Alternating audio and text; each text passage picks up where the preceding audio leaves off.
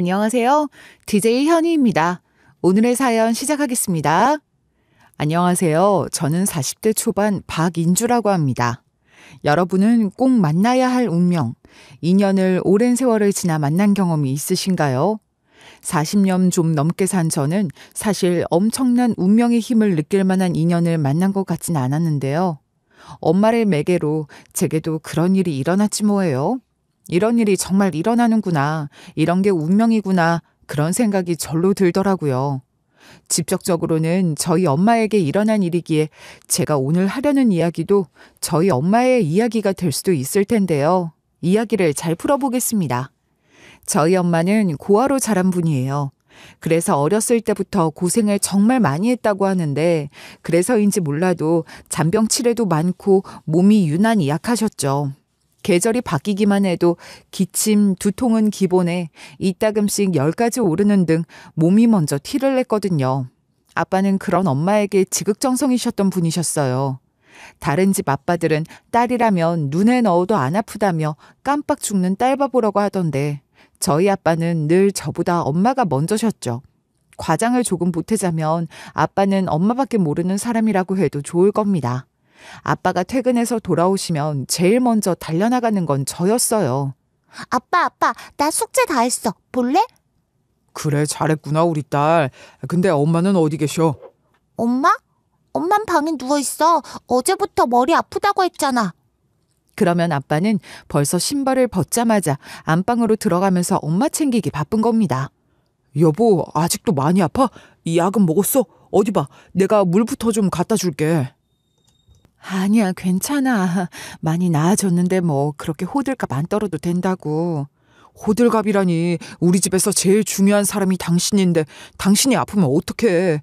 그럼 우리 집 전체가 큰일 나는 거라고. 아빠는 엄마에게 온 신경을 기울이느라 늘 제가 한 말에는 항상 한 박자 정도 늦게 대답하곤 했어요.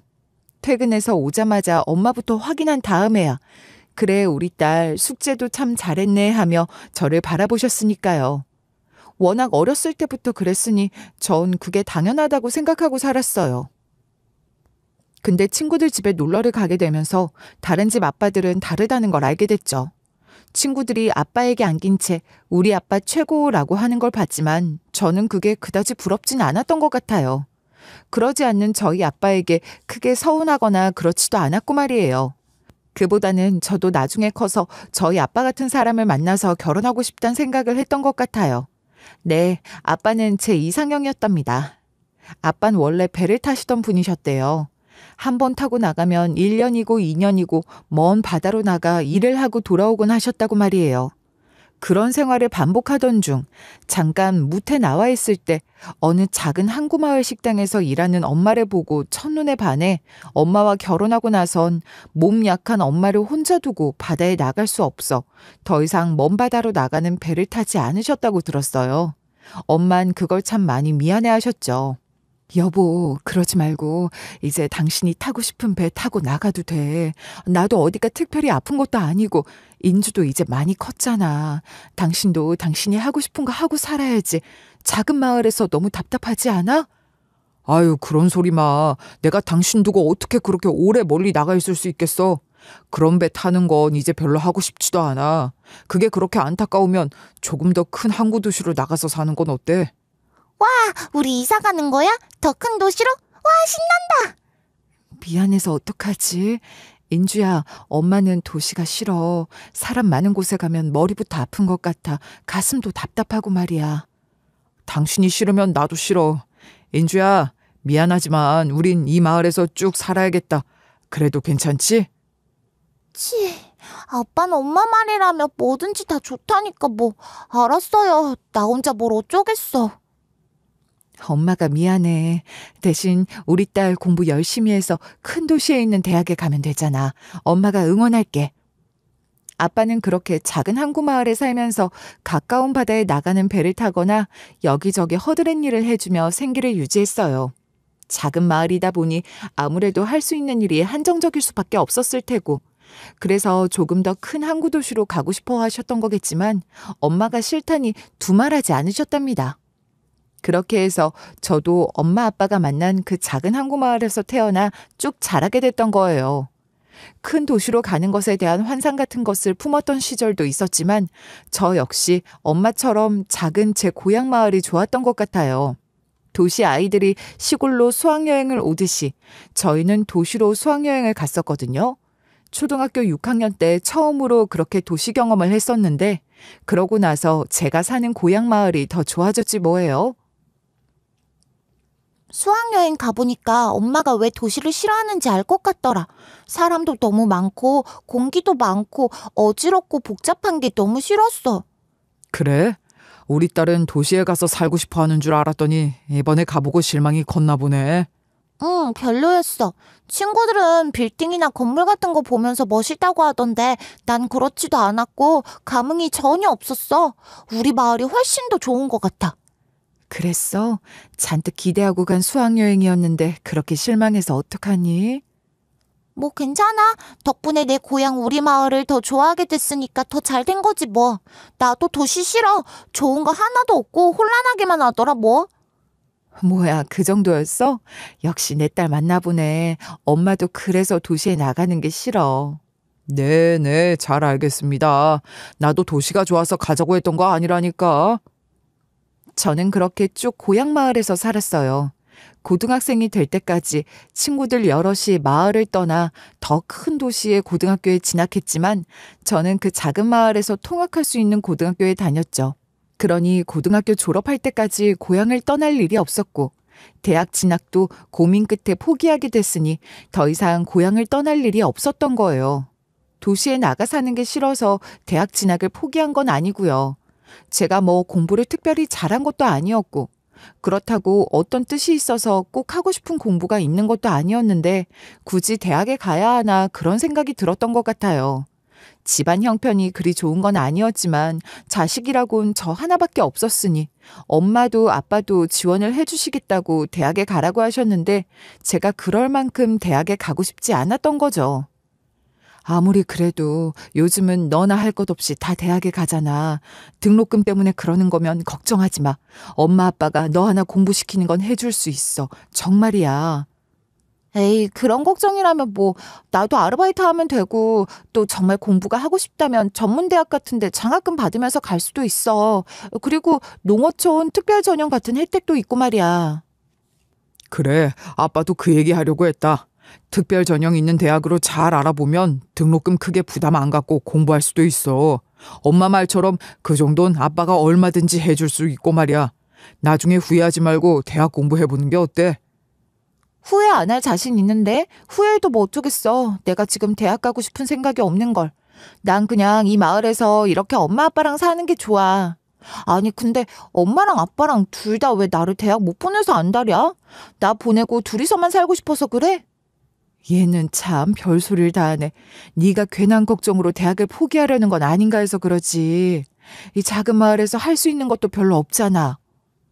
뭐 어때? 여기서 내가 할 수 있는 일 찾아서 그냥 평범하고 조용하게 살고 싶어. 엄마 아빠처럼. 고등학교를 졸업하고 읍내에 취직해서 돈도 벌고 그렇게 소소한 일상을 살아가는 게 더 좋았던 것 같아요. 그리고 얼마 지나지 않아 사랑하는 사람도 제 고향에서 만났으니 더더욱 고향을 떠날 일이 없었답니다. 그 사람은 읍내 군청에서 일하는 공무원이었어요. 원래 저희 마을 출신은 아니고 먼 도시 출신인데 이곳에 발령받고 내려와 살면서 시골 생활, 아니 저희 마을의 매력을 느끼고 정착하려고 하는 사람이었어요. 정서적으로도 저와 잘 맞는 사람이었던 거예요. 그 무렵 엄마 건강이 갑자기 안 좋아지셔서 병원 신세를 많이 지게 됐었는데 그러면서 나라에서 나오는 여러 가지 지원 혜택을 받으라는 병원의 안내를 받았었거든요. 그런 것들을 신청하기 위해 제가 군청에 갔었는데 그때 그 남자를 만나게 됐던 거예요. 그 사람은 제겐 물론이고 연세 많고 거동 불편하신 어르신들을 한 분 한 분 참 정성으로 대하는 게 보이더라고요.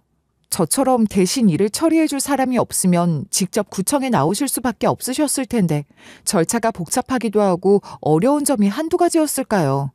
또 구청 공무원들 입장도 이해가 안 되는 건 아닙니다. 가뜩이나 업무량도 많은데 그런 분들이 답답하게 느껴지실 수도 있죠. 그런데 그 사람은 그런 내색 하나 없이 정말 마음으로 대하는 게 보였고 심지어 직접 댁까지 모셔다 드리는 모습까지 봤지 뭐예요. 그런 모습을 보고 어떻게 반하지 않을 수 있겠어요. 근데 그 사람 눈에도 제가 평범해 보이진 않았던 거예요. 다들 도시 찾아 떠나고 젊은 사람이라곤 찾아볼 수 없는 작은 항구 마을에 부모님 곁을 떠나지 않고 남아있는 저를 그 사람도 신기하게 여기며 눈여겨봤던 거죠. 그렇게 서로에게 호감을 갖고 있다는 걸 알게 되어 교제를 시작했고 결혼까지 일사천리로 진행됐던 겁니다. 저희 부모님은 물론이고 마을 어르신 모두 입을 모아 천생연분 선남선녀라 하시며 좋아해 주셨고 덕분에 저희 결혼식은 집안의 경사를 넘어 마을 잔치와도 같은 축제 분위기 속에 치러졌어요.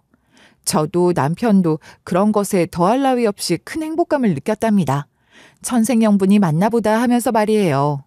소박하지만 매일이 따뜻한 신혼을 보냈어요. 봄이면 마당 끝에 피는 꽃을 함께 보고 겨울엔 장판에 이불 둘둘 말고 배 깔고 엎드려 귤이나 까먹으며 깔깔 웃곤 하는 그런 일상 말이에요. 결혼 3년 차에 접어들던 그날도 그랬습니다. 평소와 다를 것 없던 날이었죠. 휴일이라 모처럼 여유를 부리다 엄마에게 안부 전화를 했어요. 같이 저녁이나 먹을까 싶었거든요. 엄마, 오늘 뭐 특별한 일 있어? 별일 없으면 우리랑 같이 저녁 먹어요. 읍내에 새로 생긴 식당이 있는데 엄마가 좋아할 거라고 강서방이 엄마 모시고 가자 그러네? 그래? 고맙구나.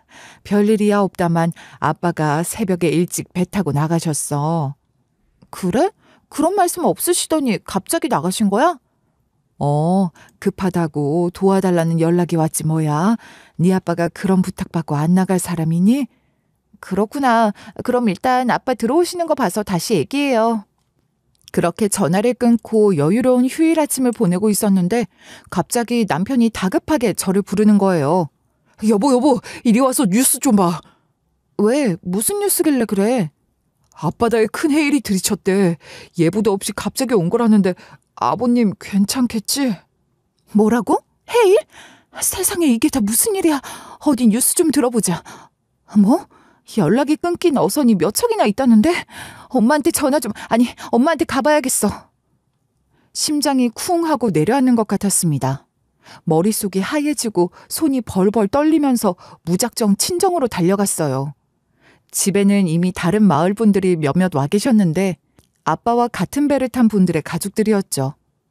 방파제 쪽은 이미 통제가 됐지만 모두들 그곳에 나와 있었고 목 놓아 우는 사람들도 있었어요.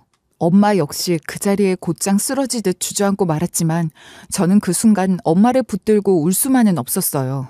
저라도 정신을 차려야 했으니까요. 도대체 왜 하필 그날 그런 파도가 예보도 없이 아무 경고도 없이 들이닥친 걸까요? 결국 아빠는 며칠 후 싸늘한 몸이 되어 돌아왔고 엄마는 아빠 장례를 다 치르고 나서도 마루 한복판에 주저앉아 초점 없이 멍한 눈으로 먼 곳을 바라볼 뿐이었어요. 엄마 또 그러고 앉아있어요? 이리 와서 식사부터 하셔야죠. 난 배 안 고파. 너희들끼리 먹어. 그리고 이렇게 매일 안 와도 된다. 그러니 번거롭게 그러지 말고 너희들도 너희 생활 해야지. 엄마가 이러고 있는데 어떻게 안 와볼 수가 있겠어. 엄마가 이렇게 힘들어하면 아빠도 얼마나 마음이 아프시겠어. 아빠 생각해서라도 힘 좀 내요.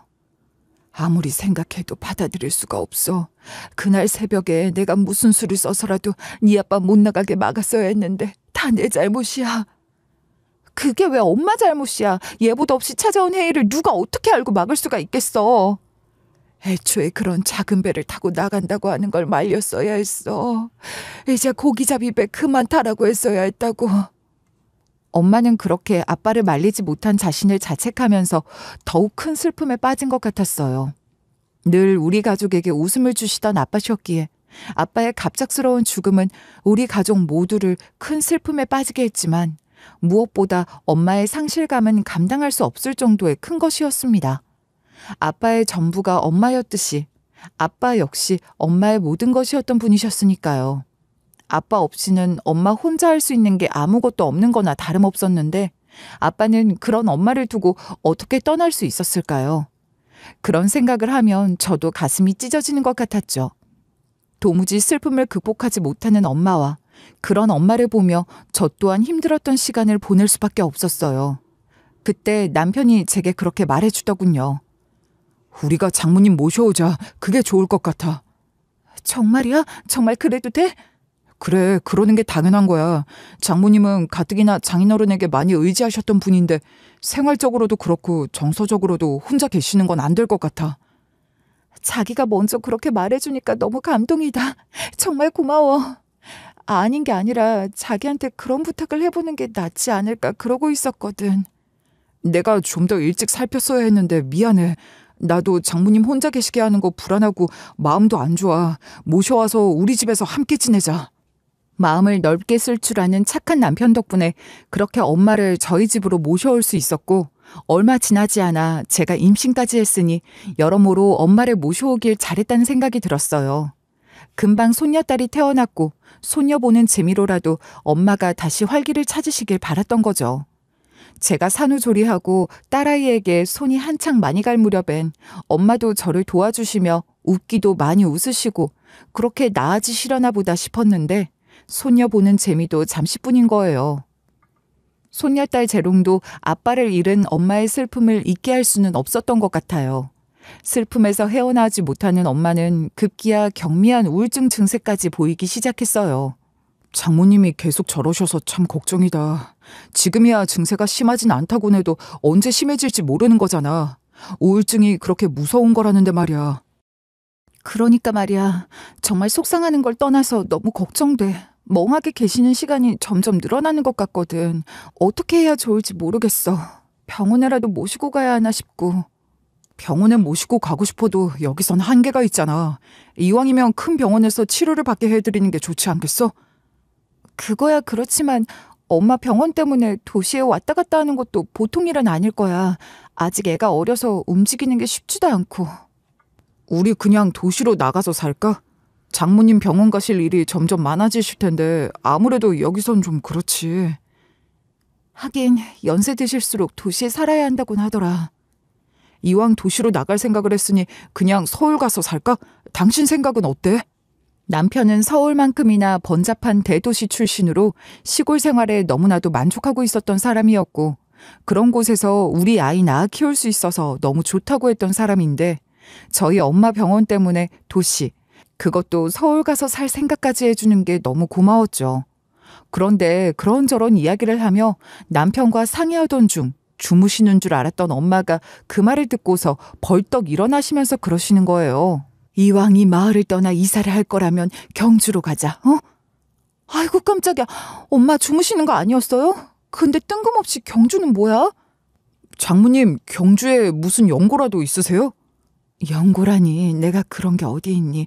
그냥 이 마을이 아니라면 경주에서 살았으면 해서 그래. 서울이 싫으면 부산도 대구도 있는데 갑자기 경주라니. 경주는 좀 애매하잖아. 경주만 해도 시인데 뭘 그러니. 여기보다야 병원 다니기도 훨씬 좋을 거야.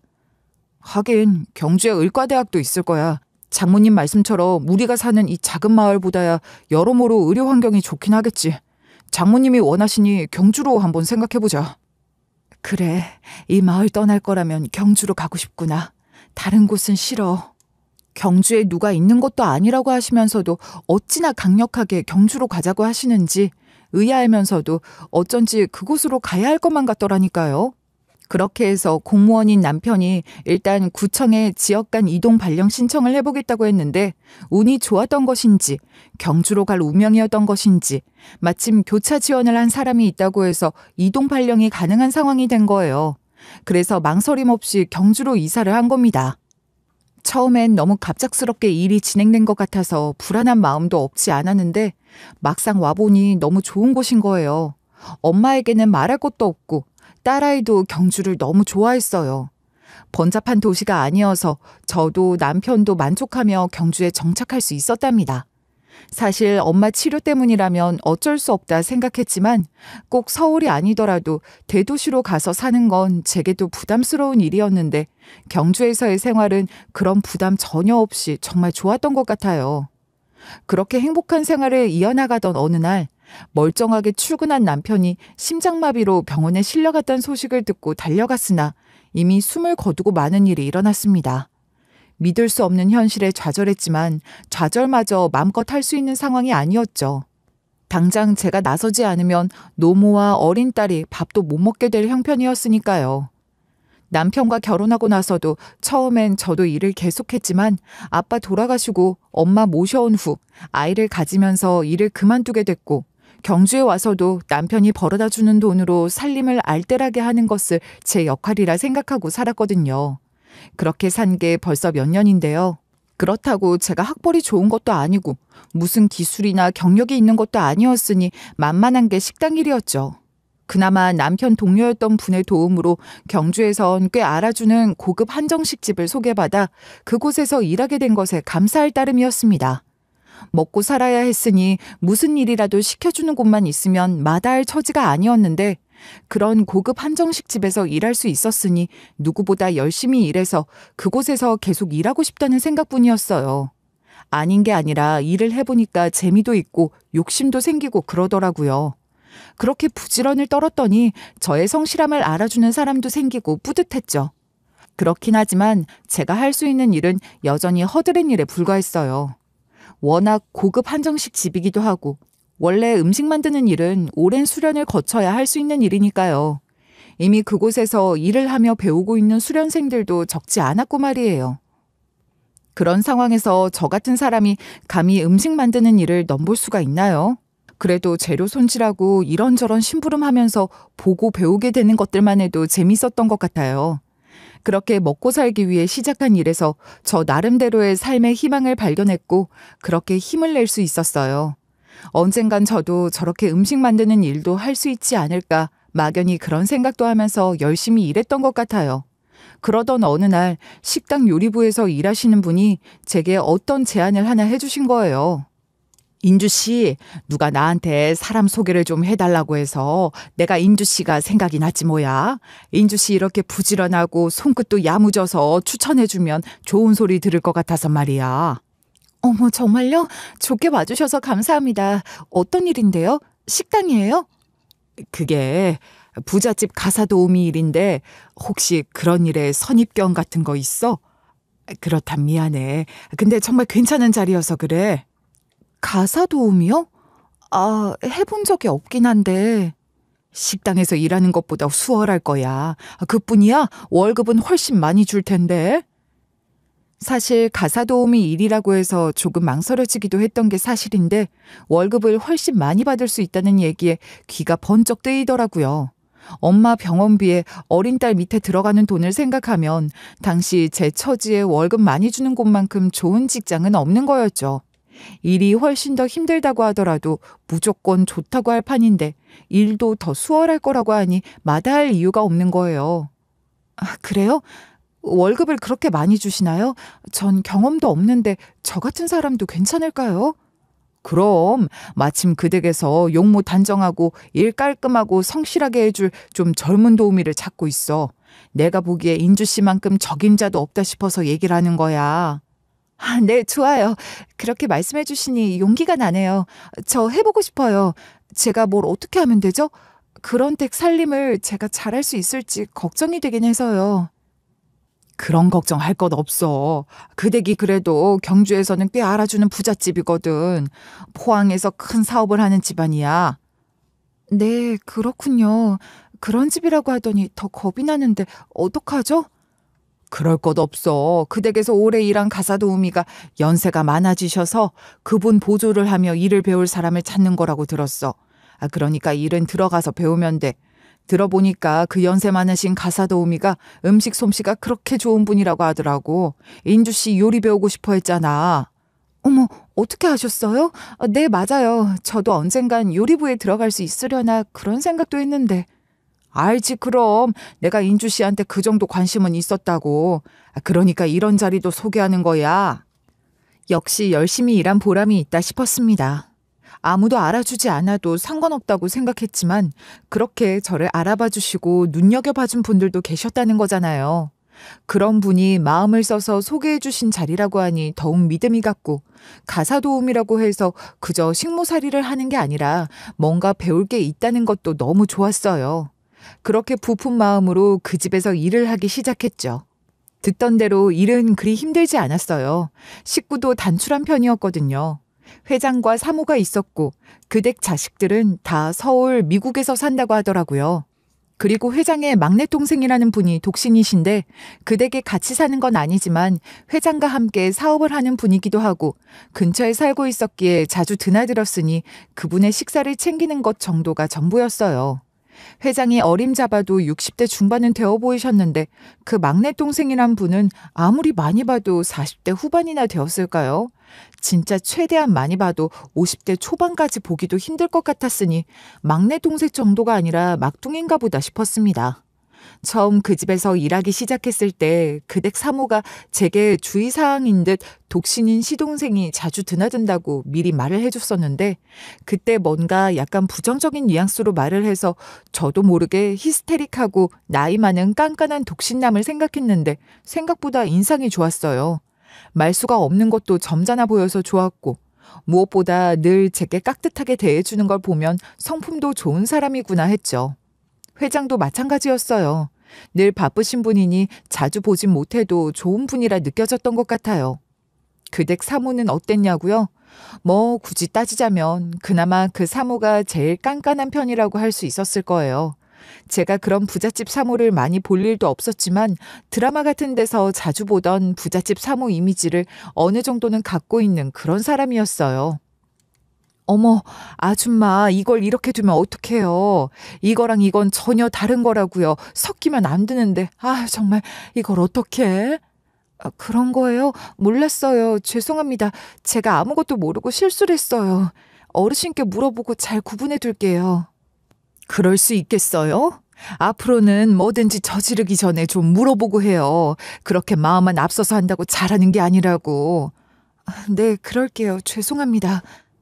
거참 아주머니가 의욕적으로 잘하려고 하다가 그런 걸 갖고 뭘 그렇게 유난이야. 그렇게 큰일도 아닌 것 같은데. 형수님이 가끔 그러실 때가 있죠. 아주머니 너무 그러실 것 없어요. 괜찮습니다. 애써주시는 거 알아요. 어머, 당신의 서방님까지 그러시면 나만 나쁜 사람 되는 것 같잖아요. 내가 뭘 어쨌다고 그래? 나도 뭐 그렇게 심하게 뭐라고 한 것도 아닌데 뭐. 그렇게 사모가 까탈을 부릴 때도 그 막내 동생이 함께 있는 자리라면 그런 식으로 제 편을 들어주기도 하셨고 일하는데 큰 어려움은 없었어요. 그 사모도 나쁜 사람은 아니었지만 아랫사람 부리는 것이 몸에 밴 듯 익숙해서 그 오래 일하셨다는 연세 많은 가사 도우미를 대할 때도 확실히 아랫사람으로 하대하는 게 있긴 했어요. 그래도 뭐 인격적으로 모멸감을 느끼게 할 정도의 갑질을 하는 건 아니었고 그 정도야 뭐 양반인 거죠. 아마도 부잣집에서 태어나 부잣집으로 시집오고 평생을 그렇게 살았으니 자연스레 그런 사람이 되지 않았을까요? 제 입장에서 봤을 땐 그저 팔자 한번 잘 타고 태어난 사람이구나 뭐 그런 느낌이었던 것 같아요. 그냥 그렇게 생각하는 게 제가 더 편하기도 했고 말입니다. 하루는 사모가 저와 연세 많은 도우미 어르신을 붙들고 아침부터 아주 신신당부를 했어요. 어제부터 얘기했지만 오늘 정말 중요한 날인 거 알죠? 그럼요, 사모님. 시어머니 기일이라고 하셨잖아요. 그래요. 그러니까 정말 정성을 다해서 제사상 차려야 해. 내 말 무슨 말인지 알죠? 그 제사상 벌써 숲시년 내가 차리고 있지 않습니까? 그러니까 이번엔 제대로 잘 전수하시라고요. 1년 중 제일 중요한 제사라는 거 아시죠? 연세 많은 도우미 어르신은 익숙한 듯 고개를 끄덕였고 저 역시 그 어르신이 시키는 대로 하면서 잘 배워야겠다 마음먹게 되더라고요. 노트에 필기도구까지 단단히 챙겨놓고 말입니다. 시모랑 사이가 좋으셨나 봐요. 저렇게 정성을 다하는 걸 보면. 아니 근데 숲시년 지내온 제사라면 꽤 일찍 돌아가셨나 보죠? 그래서 더 정성을 들이는 건가? 나도 돌아가신 분을 직접 뵙진 못했어. 그저 정성을 다해 음식 준비를 해야 하는 제사상이라는 것만 아는 거지 뭐. 네, 그렇군요. 알겠어요. 뭐부터 하면 되죠? 편하게 알려주세요. 궁금한 게 있으면 제가 여쭤볼게요. 그렇게 어르신이 하시던 대로 또 사모가 신신당부한 대로 정성을 다해 제사 음식을 장만했고 시간이 되어 제사상을 본격적으로 차리려고 하는데 제사상 펼쳐놓은 거실에 나갔다가 저도 모르게 주저앉고 말았지 뭐예요. 제사상 위에 올려놓은 사진은 멀쩡히 살아있는 저희 엄마 사진이었기 때문입니다. 그날 아침에도 저를 배웅해 주신 저희 엄마 말이에요. 그 사진은 분명 저희 엄마 젊었을 때 사진이 틀림없었어요.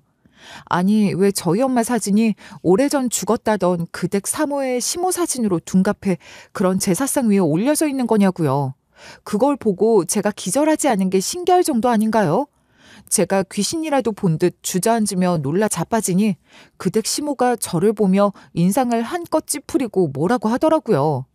아줌마 왜 이래? 무슨 일이야? 남의 제사상 앞에서 이게 뭐 하는 짓이냐고.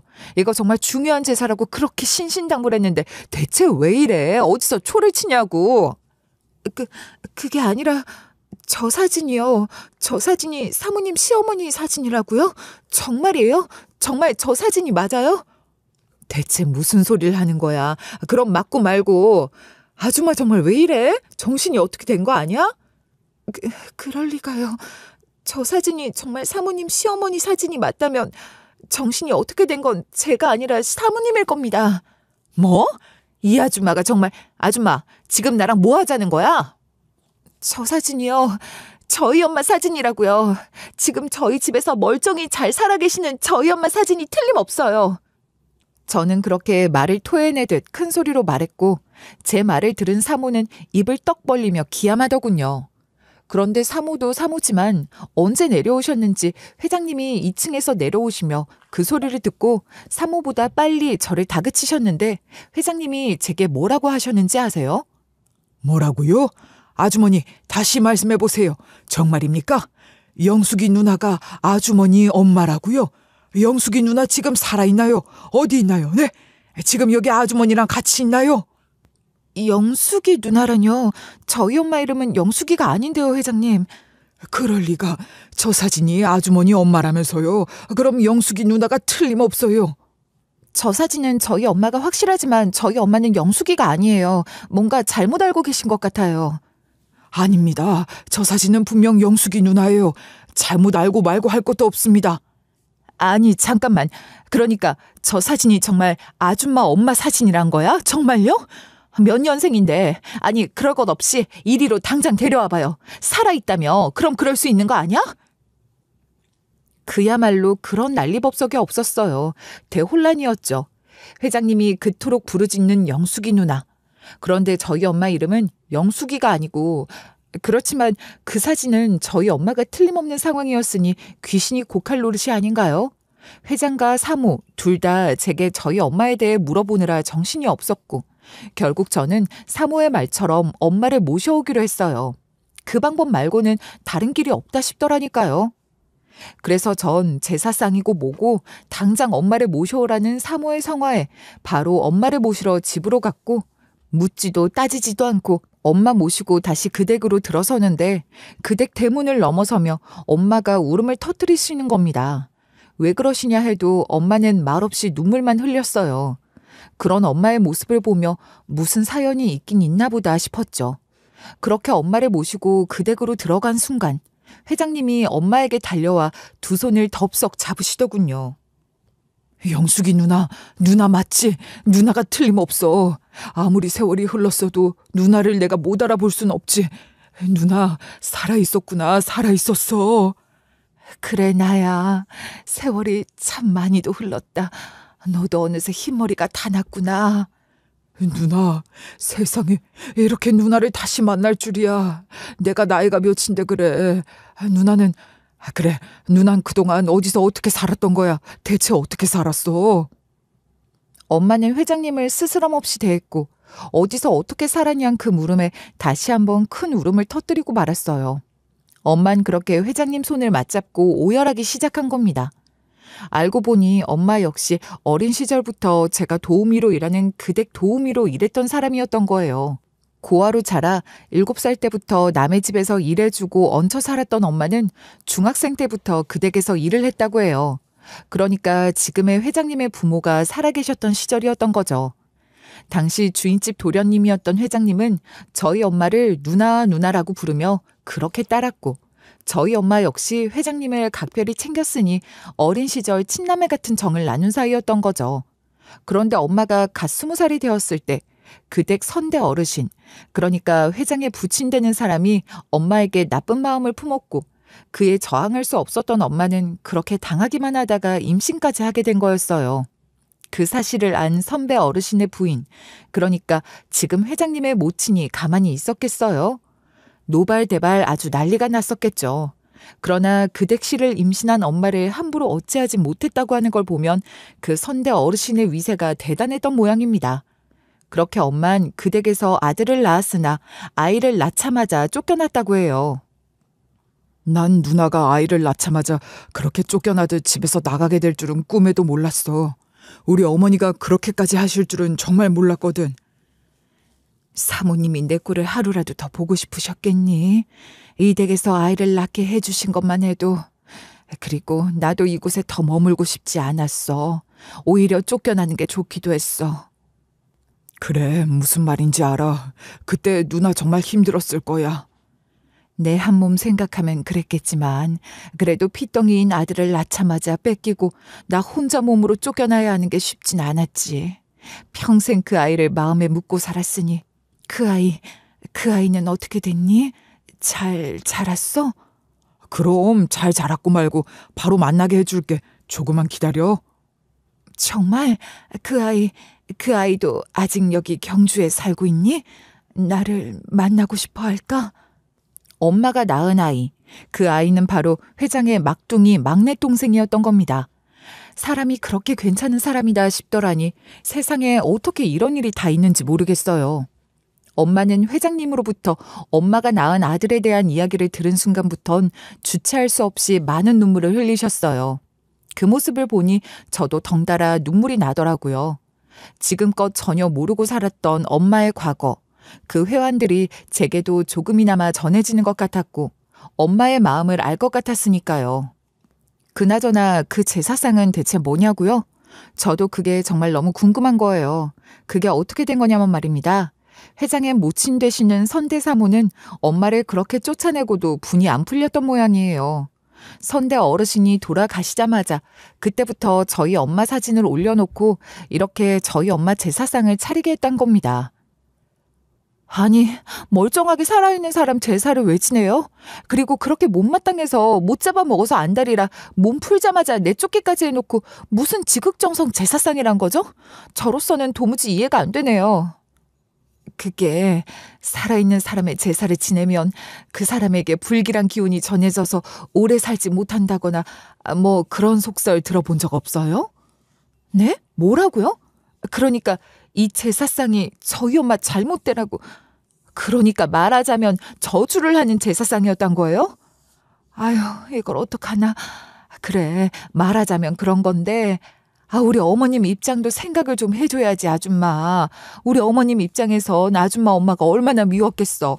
내가 시집 왔을 때 우리 어머님이 나한테 시집살이라고는 시키신 적이 없는데 이 제사 하나만큼은 잘 지내야 한다고 그렇게 가르치셨다고. 오죽하면 그러셨겠어.